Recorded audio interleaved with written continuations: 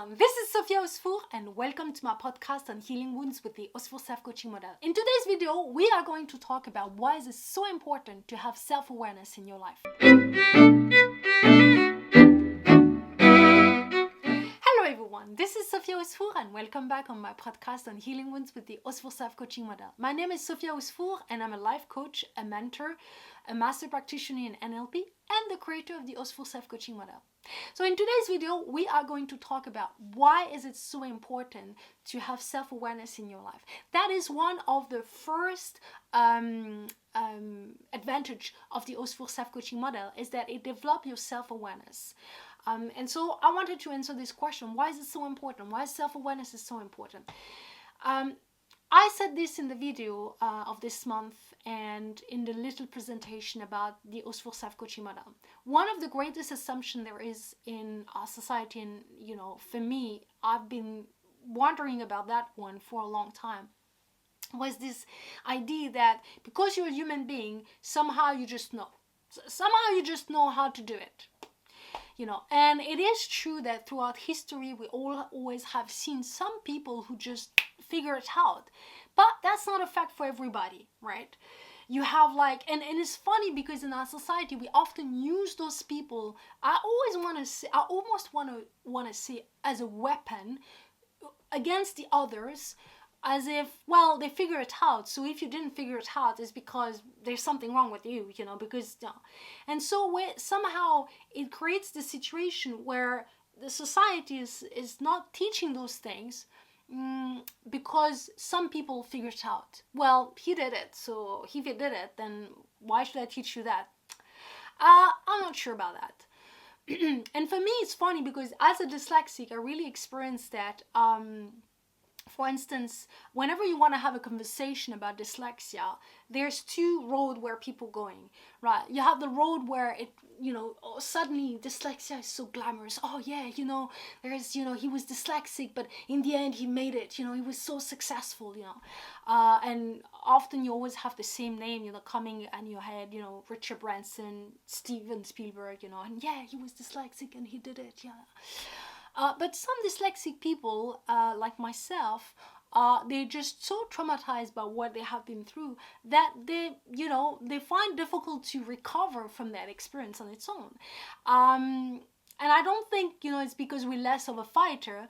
It's just because it is what it is, right?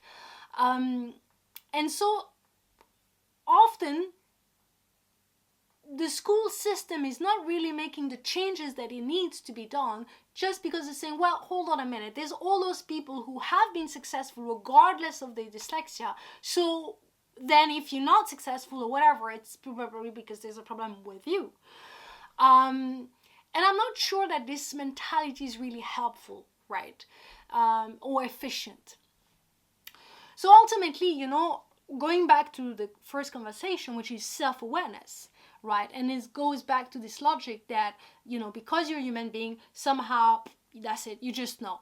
And it's not true. Sometimes people will see things about you more thoroughly than you can see it about yourself. And sometimes, and that's very much, what coaching is about, for instance. When you're coaching people, basically, what you are practicing is to be able to be outside and follow the mindset of the person. What is the logic of that person that created this situation? And one of the things you've been told is that, which is a quite famous quote, is that a mind who created a problem cannot be the one who going to solve that problem. And so self-awareness comes in handy. Because what self-awareness is to really learn to question yourself, okay? Because it feels as though, well, I'm inside of me, I know exactly what's going on. Not necessarily, because you are often in autopilot. So we are often, and the reason for that is because one, we're not taught how to be more aware, and it is something you need to be taught or that you teach yourself. And second is because sometimes you're so involved that it's unless there's something that comes from outside or that you've learned over the years, that it's not necessarily a place that you're going to question. Let me give you an example. If I feel sad, but I don't exactly know why is it that I get sad, especially when you're a kid. Because when you're a kid, you go through lots of stuff, but you don't necessarily have the words for it. And for me, as a kid, like when I remember the level of hardship that I had to go through, but I never expressed it. It was just very deep inside, because often when you're a kid, you think, well, everybody go through that, so there's no point for me to share it with anything. You don't even think you could share it, because you think everybody's the same. And so learning to question yourself, why am I sad? Today as an adult I can do that and I can answer that, but as a kid I had no clue how to, so I would feel certain things. And for instance, to give you an example, so I remember I was getting in trouble when I was a kid because I was not doing my homework. And adults would question and get upset to me because why is it that you don't do your homework? And I had no answers. And I remember one day I was having this conversation with my mom, and she was like, wait, but I asked you why you don't do your homework. And it's like, look, I was 7 years old. I couldn't even explain to myself. But the reason was because every time I was doing my homework, I just felt so overwhelmed by it. As an adult, I can do that. As a kid, unless there's someone helping me to break it down into pieces, I can't do that. And so self-awareness is really the key of knowing what's going on inside of you. Because don't assume that because you are inside of you, you know what's going on. And even as an adult, I did share to you on my first episode of my podcast the story about the moment where I was in a situation and I was thinking, Sophia, what's going on now? And I really started to self-coach myself for the first time, and I was like, wow, this is so powerful. I wish everybody could do that.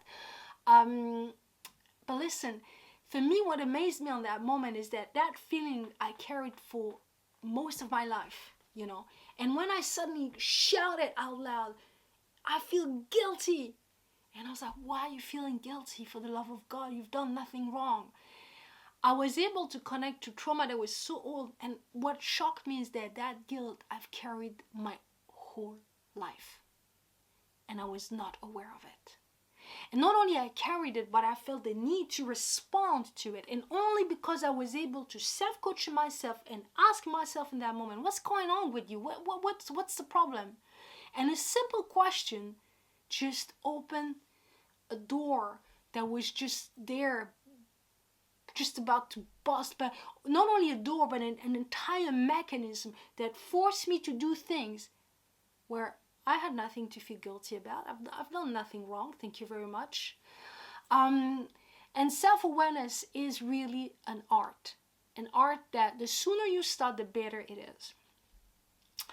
The second point about self-awareness is that it keeps you updated to where do you stand? Because it's very easy to think, oh yeah, no, you know what, I like that thing, and time passes and you change and you don't like that thing, but because you never go back to yourself and never ask yourself, you don't know.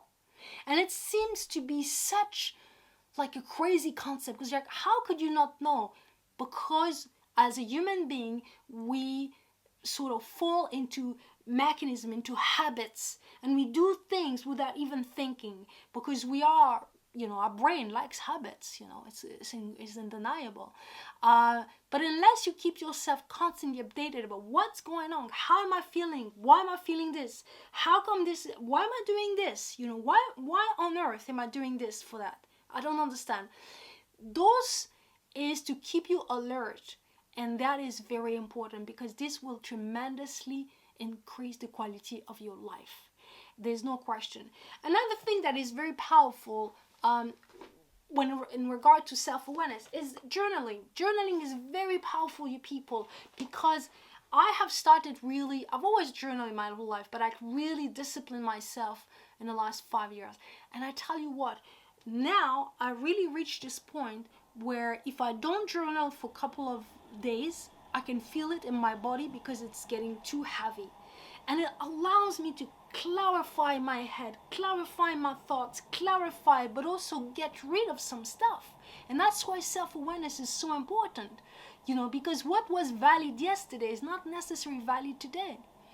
And if I go back to the video of this month, which was, Catherine of Aragon and the situation that she had been through with Harry VIII, I think that, imagine if this woman could sit down, and just stop for a minute and just ask yourself, why am I feeling that way? Why am I feeling less valuable because suddenly this man deciding, he wants to get married? Listen, people can choose what they want to do, but it shouldn't affect her, because I've done my best. I have given him 6 children, and you got to remember, guys, back in that time, one birth was a death sentence for a woman. One birth. And that was a good birth. This is when the 9 month went amazing and the baby is coming out in the right place, right moment, everything. But in her case, it was not the case. Most of the time it was miscarriage, blood, blah, blah, blah. She could have died in each time. And I think that just, right now I'm sitting down. I try to picture this woman. I'm thinking, wow, how did she felt? Imagine sitting down next by a fire on her own, silence, no maids, no nothing. This man, after 23 years of marriage, wants to divorce me, wants to get married with this young lady. How does it make me feel? I've given everything that I had, okay. I've given everything that I had, okay. And I think in that moment, she could have disconnected her self-worth based on simply just saying, look, I've done my best, And I think that you can never be upset, one can be upset about themselves if they felt as though, look, I could have done better. I could have done much better. I understand that, because I think we all strive to greatness and we all want to be the best that we can be. But in her case, she didn't. She'd done everything that was possible for her to do, but there was a limit that was set up by Mother Nature. And I think in that moment, for me, the way because I'm so used to use the model, is that there's a huge stone that drops, because that doesn't belong to me. My worth is not connected to your choices and decision. And if she could have accessed that, it would have been amazing. Of course, the other part of, self-awareness would be, what really makes me sad is that I love that man and I have to let him go now. And I think that I've said it in the video and I'm going to keep on saying it again. There's, I think, in my opinion, nothing more painful than a couple loving each other and wanting to have children and struggling because of that. And reaching to the point where one wants to have children, the other one cannot give it, and they just got to separate for that. What? And especially in this case, they were not so much love anymore in the end, especially in his part. But imagine when they both love each other. They love each other, and one of them is like, but listen, I love you, but I want to really be, I need to be a father, or I need to be a mother. That is painful, no matter what you look at it. But in that moment, self-awareness is also very important, because it allows you to clean up and take what belongs to you and what doesn't, And there's lots of stuff in there that, I'm sorry, but it doesn't belong to her. She doesn't, it's just not hers, If this guy decides to do the road is do, that's fine, But sometimes just to put things down. And so that's exactly what I want to say. Self-awareness just allows you to put things in the right place. But you can't do it unless you're constantly questioning yourself. Now, listen, don't confuse self-awareness with like overthinking and doubting, because doubting is completely different. Self-awareness is just asking, how am I feeling? Okay, I'm feeling sad. Why am I feeling sad right now? I'm feeling sad because this and this and that, right? And is it true? I'm feeling sad because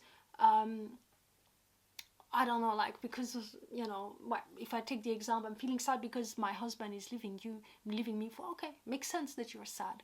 How can I help? How can you help yourself? Because the fact and the matter is that he wants to leave, and that is right. So you can go into that conversation where you can self-coach yourself and settle things down. Because often what lack of self-awareness does is that it does this, bubble effect where things are never put down. And so what it does is it just get bigger and bigger and bigger, especially when you're talking about emotions, sadness, anger, resentment. And at some point, pop, everything explodes one way or another. So what you want to be able is to be able to calm things down. Because look, there's always a moment where your mind is going like too crazy. And for me, one of the things I'm like, okay, following the step of my mind, like, how do you feel, Sophia? I'm feeling this and this and that. Okay, no. And then I'm getting all agitated and excited. I'm like, okay, Sophia, but is it really true? Yeah, because you see, is it really true? And it's interesting to ask yourself, is it really true? That's a very powerful question. Is it really true? Yeah, because this person is thinking, but is it really true? And you know what? Every time I do that, I ask myself that question, it calms me down. And I can go, it's like I'm going back to my senses. That simple question is putting me back into my senses. But I would not be able to do that unless I was constantly practicing self-awareness. And as I said to you guys, because throughout the whole video I keep on saying use the model on other people. I'm not saying use the model on actual people. I'm saying observe what's happening around you and imagine how the model would work on them, because this model is designed for you to use it on you. It is not your position or your place to use it on other people. You can't do that.